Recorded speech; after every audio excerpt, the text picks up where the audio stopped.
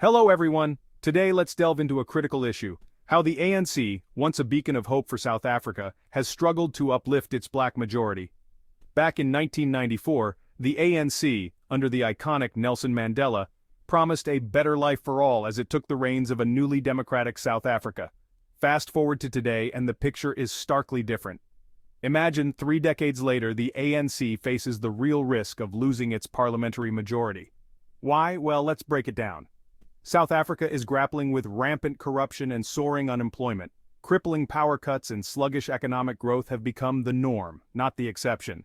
The average South African is now 23% poorer than a decade ago. That's a huge backslide in living standards. But here's where it hits the hardest: the black majority. Despite making up 81% of the population, black South Africans face the highest unemployment and poverty rates. A situation clearly reflecting the failure of policies meant to uplift them. One such policy, the Broad-Based Black Economic Empowerment, or BE, aimed to foster economic inclusion and racial equality.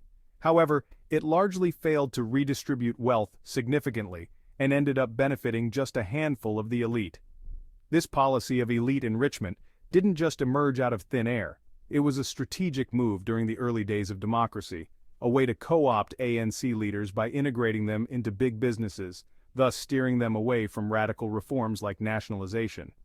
Despite billions invested in B deals, black ownership in companies is still a mere 34%, a stark reminder of how far we are from the true empowerment of the majority. And it's not just about ownership. Representation in top management is equally dismal, with only 19% of significant companies led by individuals from historically disadvantaged groups.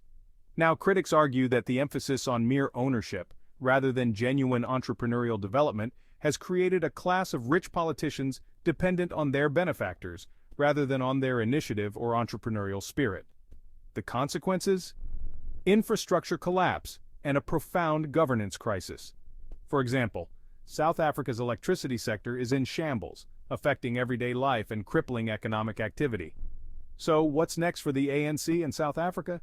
There's a glimmer of hope as partnerships between government and business start to address critical issues like infrastructure. But as the ANC's influence wanes, perhaps a more contested political landscape could compel the government to really step up its game. In conclusion, the journey to rectify centuries of oppression is daunting. It requires more than just policies on paper. It demands effective implementation and genuine commitment to change. Thanks for tuning in. Let's keep the conversation going about how South Africa, its leaders and its people can navigate this challenging path toward a truly inclusive and prosperous society.